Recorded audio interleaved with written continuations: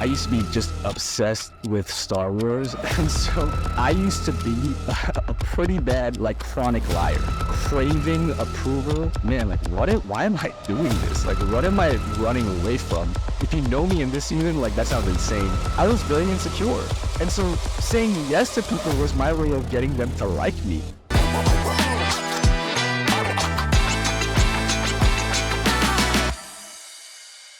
I am your host, Phillip Carroll, and I want to thank you and welcome you to this very special episode. This is episode 2, and it is our first interview, and I'm so excited for you to meet our guest today.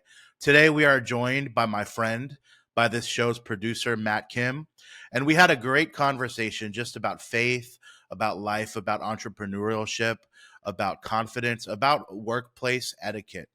And I'm so excited because I know a lot about him. I've known him for a few years now, but we start to get into some topics that I've never really talked to him about. And I think a lot of you will find great benefit in what we discuss today because he's someone I look up to as a person in business, as an entrepreneur, and as someone who operates with great excellence and operates with great strength in the marketplace because he's so dedicated to his craft. He's so dedicated to getting better at his craft. And I think that by watching or listening to this episode, I think you're going to get a lot of tools that'll help you.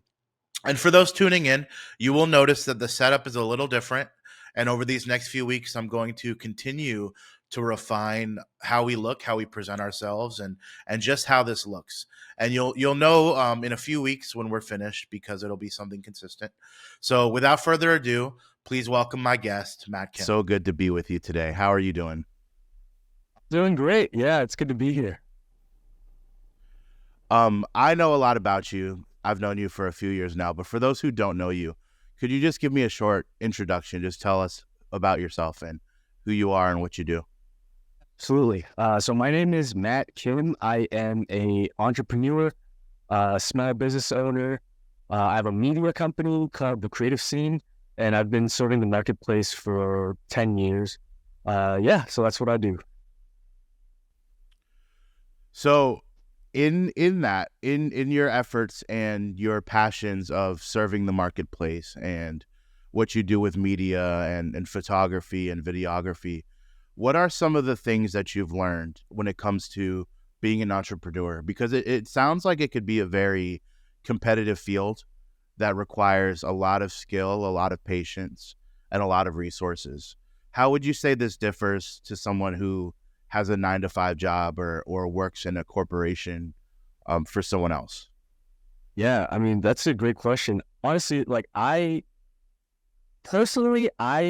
enjoy it a lot, but there was a little bit of a wake-up call for me early on where I had this kind of rose-tinted glasses look at what I thought being a business owner would be like. You know, I get to have a flexible schedule and travel and drink coffee, and you know, it's a lifestyle, but it's a lot of work. And I think one of the key differences is that you have I would say like a 1-to-1 ratio in terms of what you put in and what you get out.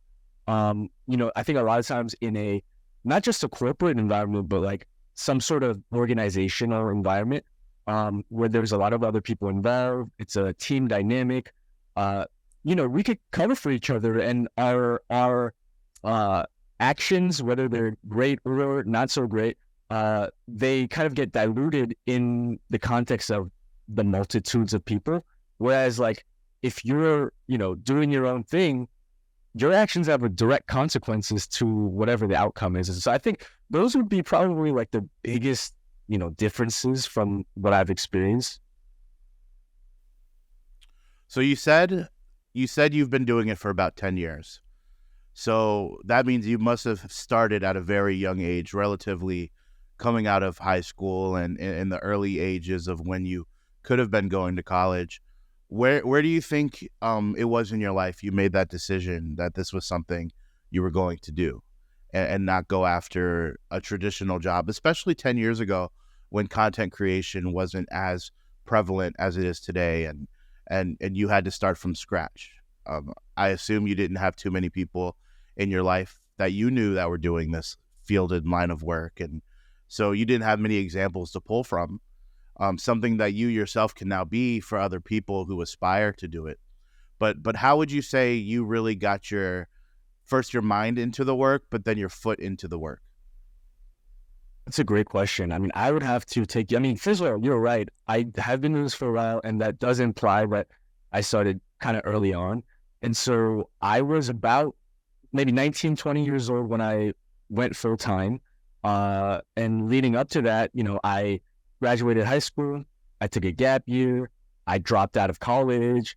And so there was definitely a process, but I think the first thought I had about the idea of wanting to start a business of some sort was actually towards the end of middle school. I was in a pretty dark place. I was clinically depressed, and so diagnosed, medicated, and I was just struggling. There was a lot of questions I was asking. I was trying to make sense of my life up until that point, make sense of myself, and kind of struggling through self-discovery of like, who am I in the context I found myself in, and really wrestling through some of my family dynamics and looking out into the future of like, what do I really want to do? What kind of life do I want to create? And really the core desire for me was, what kind of family do I want to lead when I'm an adult? And so that was kind of the inception of the idea of starting a business. Was, all the way back, probably in one of the darkest years of my life, in middle school. Wow. So, dating about 10 years, you would have been a few years out of high school by the time you decided to do this. So from the time you were in middle school through your high school years and in the early stages of your young adulthood, you had it in mind that you wanted to be a business owner. Would you say that going into this specific field was always something that you felt passionate about, or did it take you a little while to figure out what your skill set was going to be, what you were going to capitalize on, and how you were going to market yourself? Yeah, that's a really good question. I think in a lot of ways, I kind of fell into this line of work.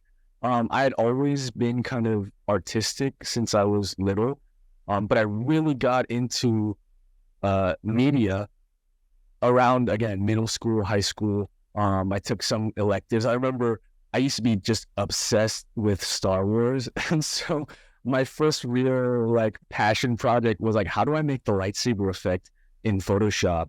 And that, it just set me off on a journey into media. And I think for me, my biggest priority was, how do I create a life wherein I could raise a family that that prioritizes all the things that I value, spending time with my family, being able to provide for my family, having choice and options. And that was my number one driving factor. And so really I worked backwards from there, where I'm like, okay, I definitely want to spend time with my kids. Matter of fact, I would love to homeschool them eventually. But I'm like, if I do that, I still need to be able to, provide. Like, I can't just spend all day, every day with my family. And I definitely can't do that in a 9 to 5. So that would be a way for me to do that and still provide. And really the only thing I could think of was like, okay, I might need to start my own business. And if I do that, I would rather it be something that I enjoy doing, not necessarily just, for me, although it would be sustainable. I really wanted to model for my kids what it looks like to have a fulfilling work life. And so I, kind of searched myself and asked myself, man, what do I really enjoy doing? What could I maybe make a business out of? And I landed on media because I found myself doing it a lot. That's awesome.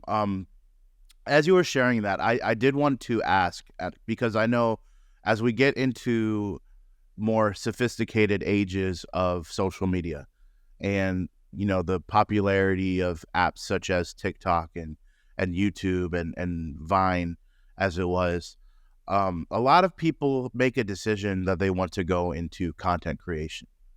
I know you're more so on the behind the camera, but a lot of the same principles apply, when it comes to filmmaking and video shoots and concepts and the things that go into the work, right? Because as a entrepreneur, you're not selling a product. You're selling essentially a service, but also selling yourself, because you're trusting people you're asking people to trust that you're going to have the character and the morality and the expertise to be their solution to their needs. So what would you say really helped you in your confidence throughout the years? Because I know these last few years have been very much more different than your early years. But for those who would start such a venture and become discouraged or might not see results early on, what are some things you would tell them when it comes to marketing themselves and marketing what they do as their business? Absolutely. I think probably, and I'll get around to explaining this, but I think the number one thing that would help with that, with working through things and developing confidence, is honesty. Because nothing is worse than trying to muster up confidence in a false premise, in an untruth, right? And I could, share some of my story, like from experience. Believe it or not, I used to be a pretty bad, like, chronic liar. Like, I used to lie all the time. I used to lie just for the heck of it. And I wasn't necessarily trying to, deceive people. It wasn't malicious, but rather I was just so craving approval and I was so insecure that lying was a shortcut for me to gain people's approval. And so even though it wasn't who I was, I would put on an image or a persona that this is who I was and try to convince people to believe me. And what ended up happening was it really eroded my confidence, and it really took my self-esteem lower because, deep down in my heart, I knew I was BSing myself. It wasn't legit. And in every interaction I had with people, I knew in my heart, I knew that it wasn't real. It wasn't legit.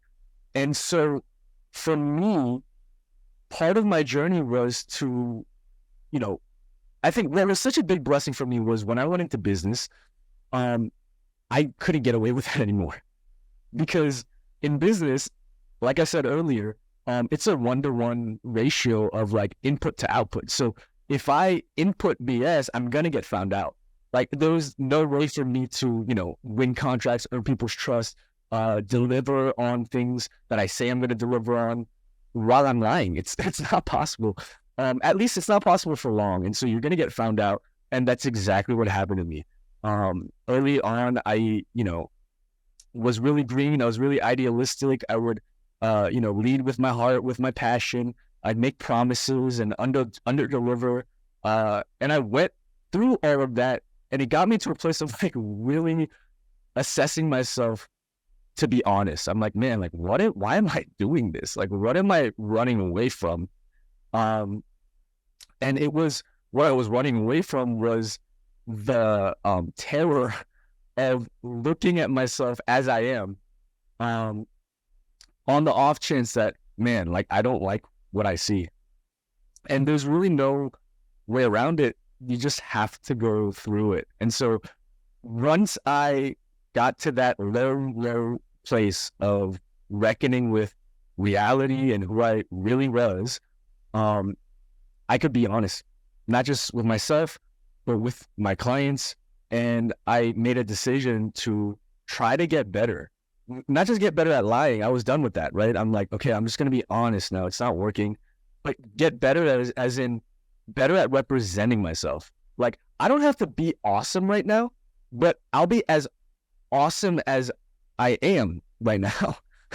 I don't have to try to reach a level that I'm not at yet, or put out that image. I'm going to try to represent who I am authentically as best I can. And really, that's when, my clientele began to open up.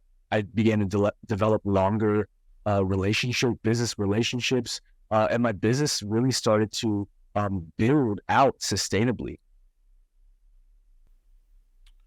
Wow. So what you're saying, and this is something that I've personally experienced, whether it's me in the workplace or me trying to operate on behalf of someone else's business, but also on behalf of my own business, is a lot of our what we would consider shortcomings and the way we fall short, right? Because we can't trick ourselves out of our own bad character. But for us to operate out of a place of excellency, it requires you to really confront those issues, because how you are, especially as a single member entrepreneur, the way you are is going to be reflected in the way your business operates.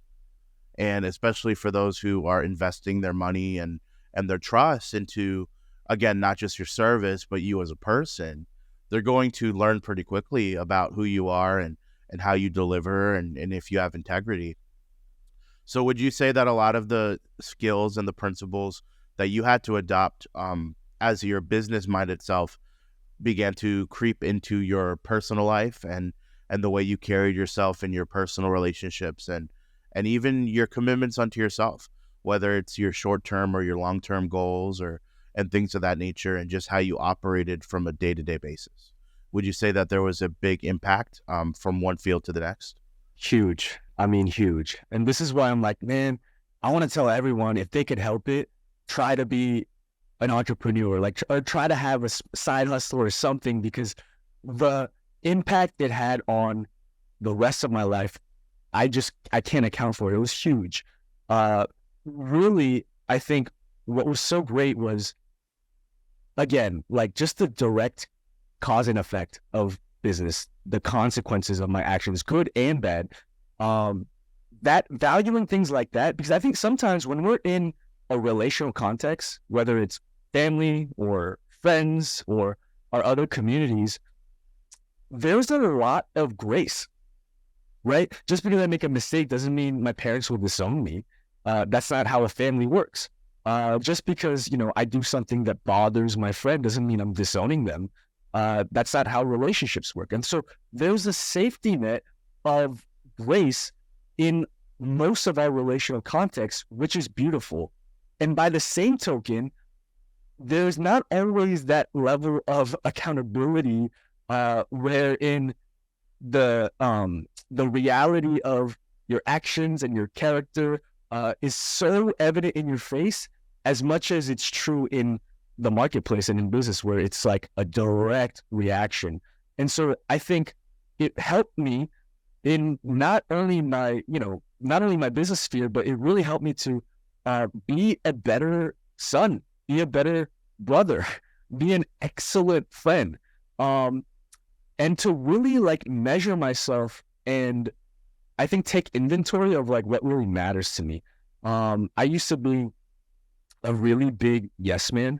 I used to say, I know it probably sounds insane. If you know me in this season, like, that sounds insane. But I used to be a yes man because, remember, I was very insecure. And so saying yes to people was my way of getting them to like me. And I was addicted to it, man. Like, I would stretch myself thin. And again, this is a vicious cycle because it bleeds right back into my insecurities, because I keep saying yes and then I can't deliver. And now I'm a liar and I know it, but I got to pretend that I'm not. And it was this vicious cycle of insecurity. But saying yes all the time, I began to realize, wow, like, I'm saying yes to everything except for the things that matter the most in my life. Why did I start business? I started it so that I could be there in the best capacity for all the people that I love, including my family. And wow, this is not working out that way. And so business helped me in so many different ways, and especially learning how to prioritize the things that matter the most, so that I could, my yeses mean yes, my no's mean no, and the people closest to me get the best of me and not my leftovers. And it really helped me create order out of my life.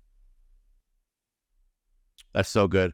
You made a statement a little bit ago about you wanting to see everyone try out entrepreneurship and starting a business.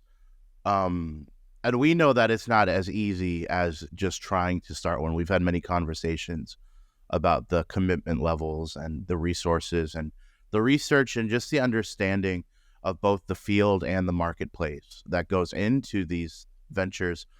But with that call to action of everyone at least giving it a shot, would you say that everyone has it within themselves? How would you give advice to someone who doesn't consider themselves good enough to be an entrepreneur? Right? Because I think so often the ones we know about, right? Gary Vee or people like that, who this is their life, this is what they eat, this is what they sleep, this is what they breathe. But it doesn't mean that you need to be at that level of success to be considered a success. So what would you say for those who, as a follow-up, if I were to ask you, what does that look like for me? What are the steps I should take? What would you say to them from your own experience? Absolutely. I mean, first of all, like, I'd love to bring a healthy caveat to my statement from earlier. Like, I'm not saying everyone should, quit their 9 to 5 and like start an enterprise and that should be their goal. Rather, it was more of a sentiment of like, man, this would be so good for people if they could experience what it's like to, grow something and build something from the ground up and allow it to develop your character. And I think, yes, for people who are starting out, who are looking to entrepreneurship as something they want to pursue, I would say probably the most important thing is like understanding why you're doing it, right? Like you don't want to do it because I said so. And you don't want to do it because Gary Vee's doing it. There has to be a strong enough reason for you to do it within yourself. And you get to decide that, right? For me, it was wanting to create a future life for me and my family, and business was a vehicle to do that. For other people, it could be a way to pursue what they're passionate about, and integrate that into society. For other people, it could be a way to just earn some more money. And all of those reasons are valid, right? None of those are bad reasons to do things.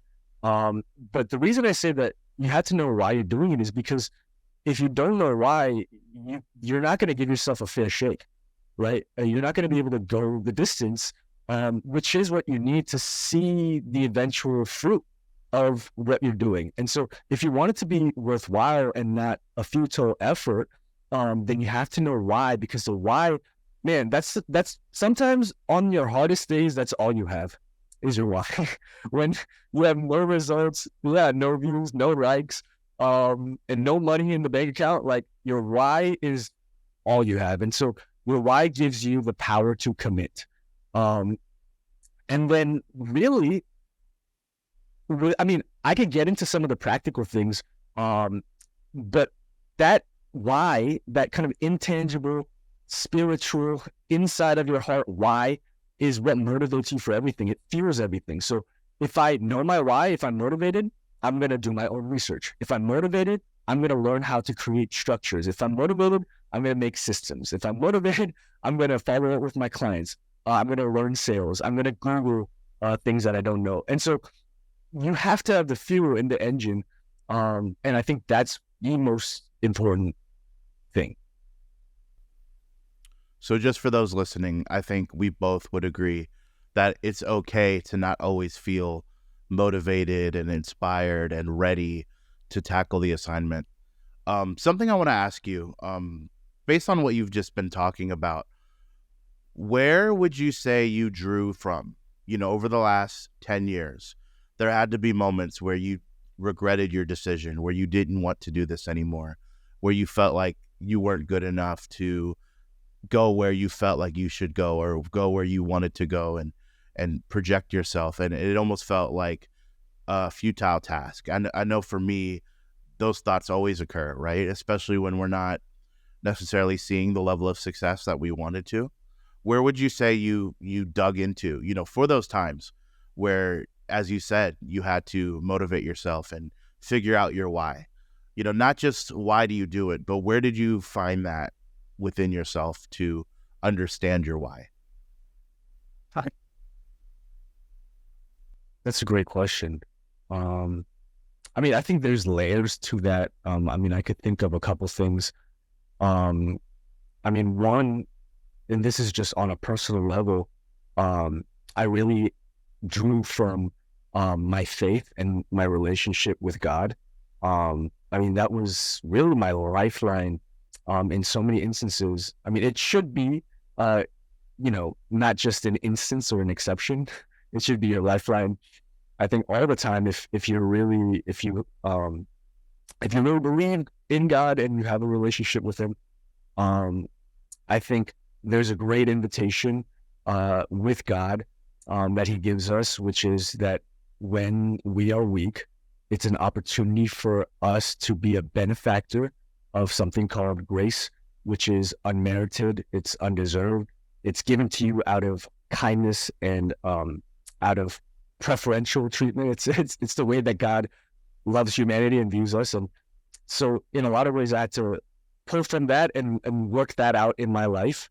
And then on another level, for me, it was from that place of like having the confidence of a God that's bigger than I am, bigger than my shortcomings, was the reminder of the loved ones around me, really, which was the inception of my journey.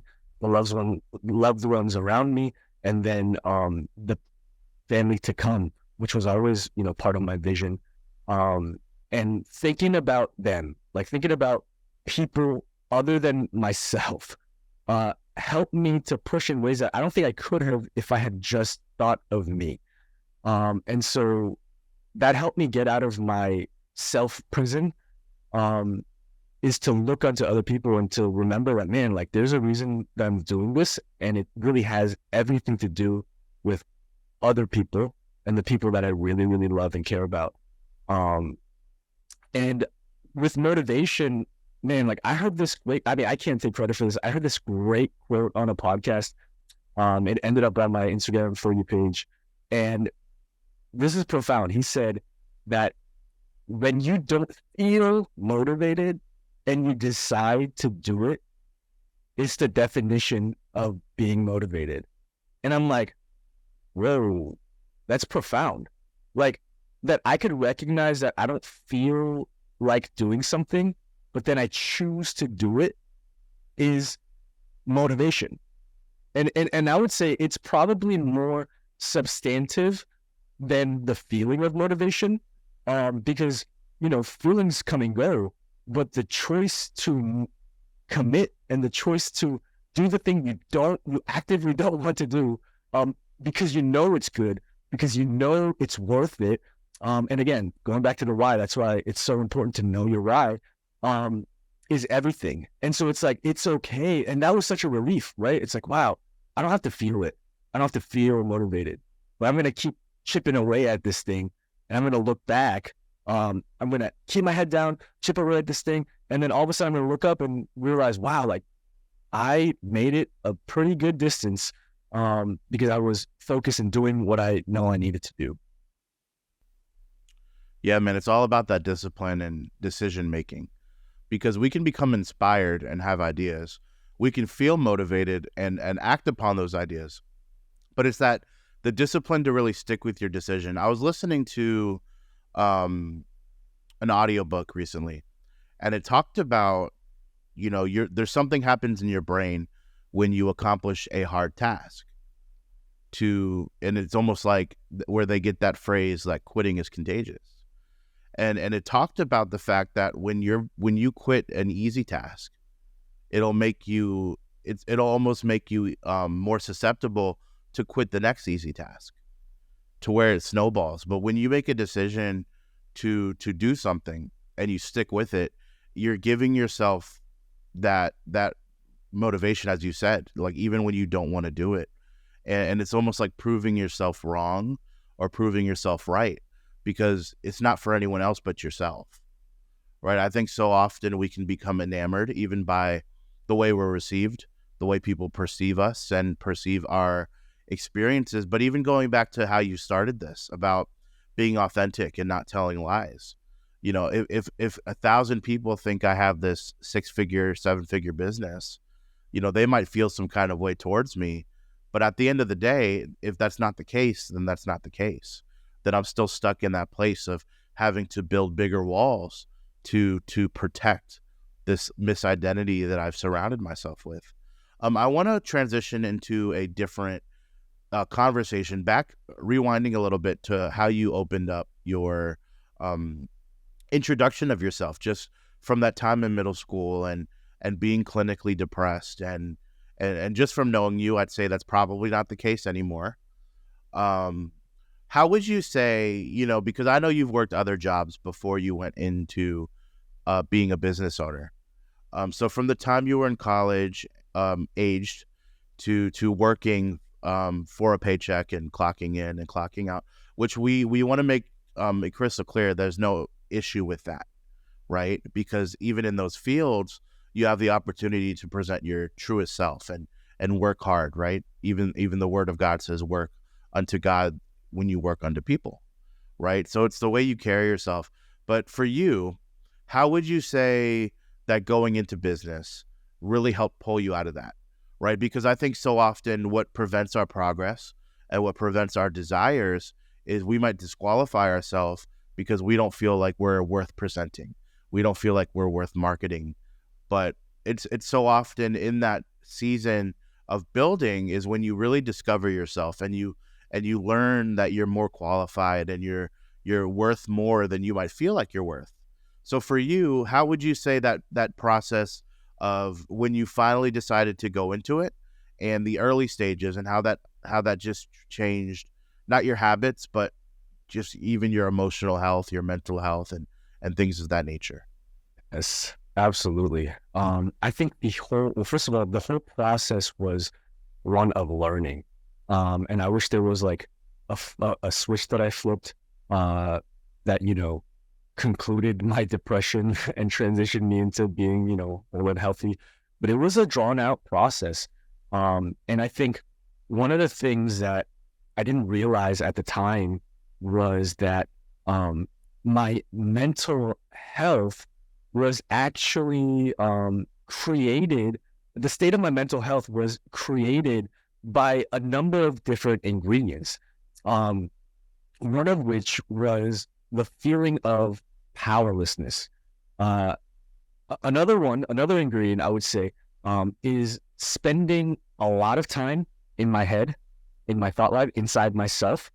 And then I think the third thing would be judging the outside world around me through the filter of my emotions and my inner world. And so I think these three ingredients really concocted this thing that the doctors diagnosed, clinically depressed. And I think one of the things that really started to shift when I took steps toward building a business was that I realized that I could actually grow in power, grow in my abilities, and affect the world around me. And I began to experience that, wow, like I have something to contribute. And I know we throw around this word all the time. We say, victim mentality, and it feels overdrawn, but that was genuinely where I was at, because I believed in my heart, I believe that I had a bad hand dealt to me, and the world around me sucks, and I can't change it. I don't have the power to change it. And that was a huge reason why I was in this place of depression.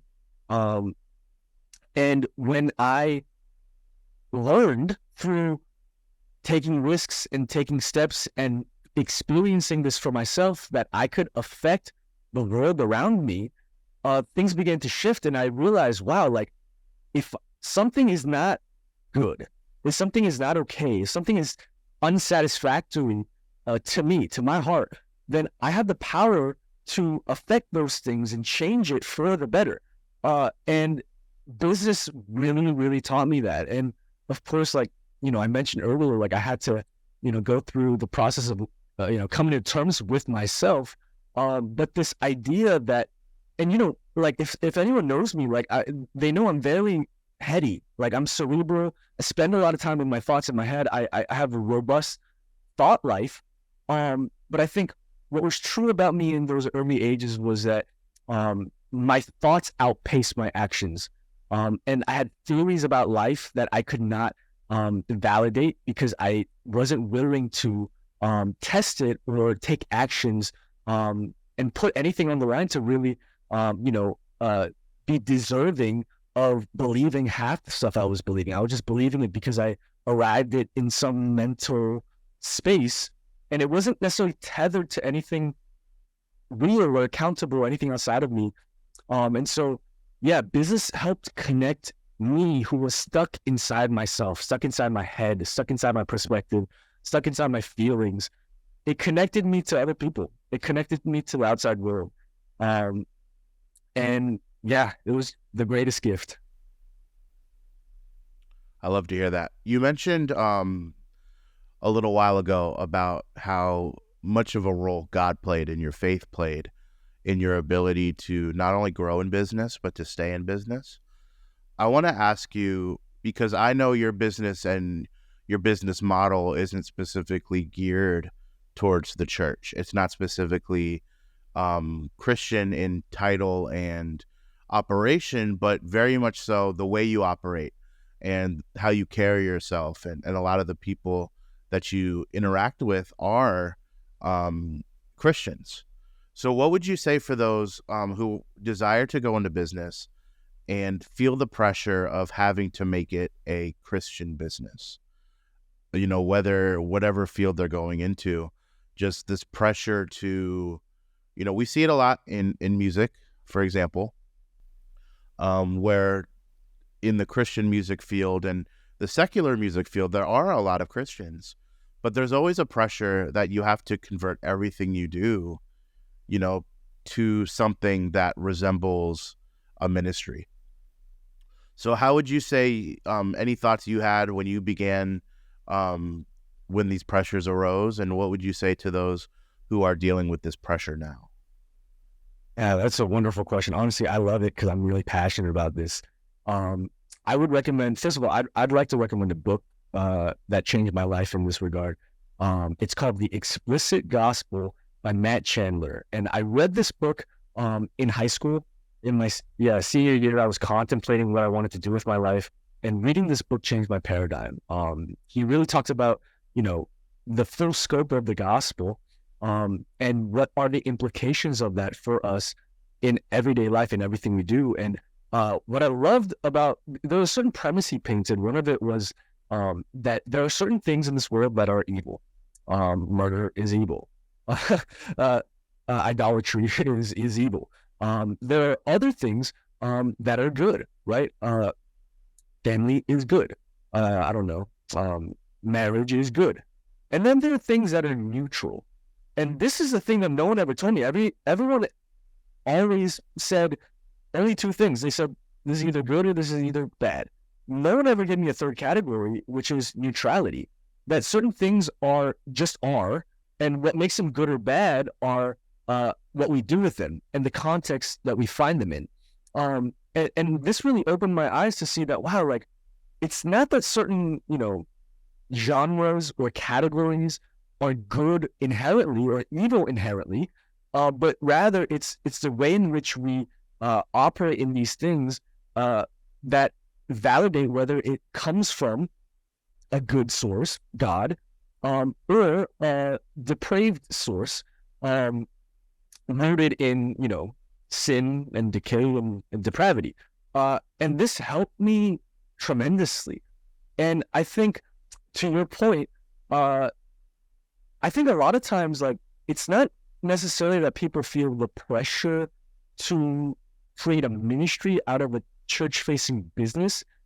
And I might get in some of the business right now, so forgive me, but please hear what I'm saying. I think sometimes it's this fear that comes over us of putting ourselves out there to strangers in the marketplace without a common belief system, without grace, without any of these safeties that we find ourselves in the family of God. And throw on top of that the idea that you got to now earn your money is a scary idea. And so to, not risk any of those things, it's much more appealing, and I would even say safe, to stay in a church-facing place. And I don't think there's anything wrong with that, but I would like to encourage people watching and remind you that if you are a saint, if you belong in the kingdom of God, if you are a son or a daughter of God, we have a ministry to the church and a ministry to the world. We are, baptized into a new nature, and we're called to be witnesses to our neighbors, to those around us, to our coworkers, and we witness by being involved.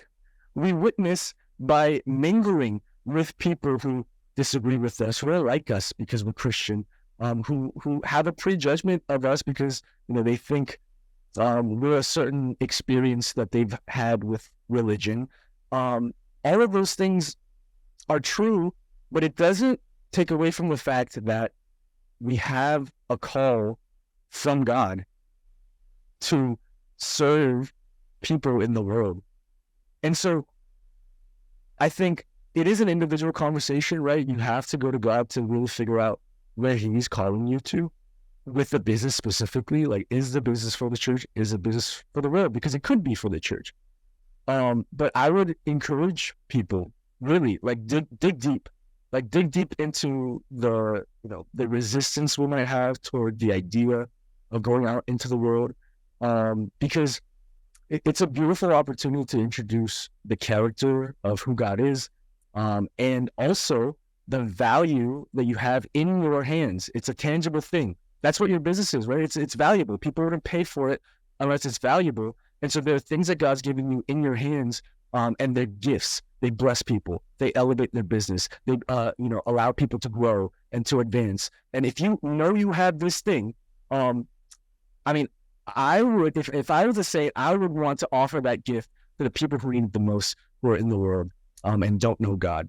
And so that would be my encouragement to you, is to have that conversation with God and see where you land, like see where he pulls on your heart towards, because, there is a call. There's a call to serve the world around us.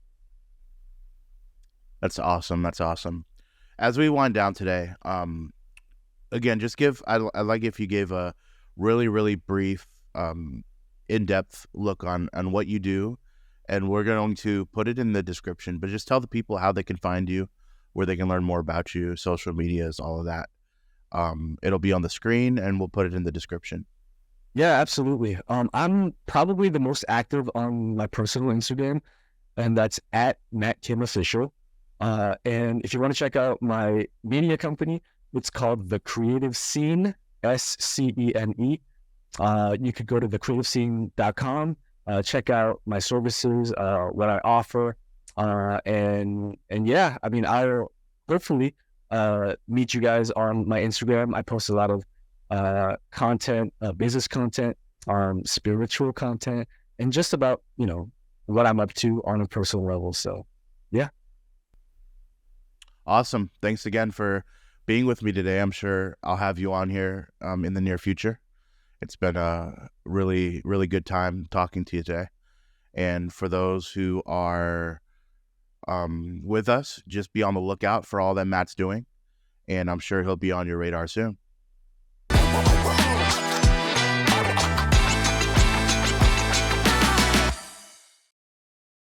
There you have it. Thank you again, Matt, for joining us. I'm sure you'll be with us again soon.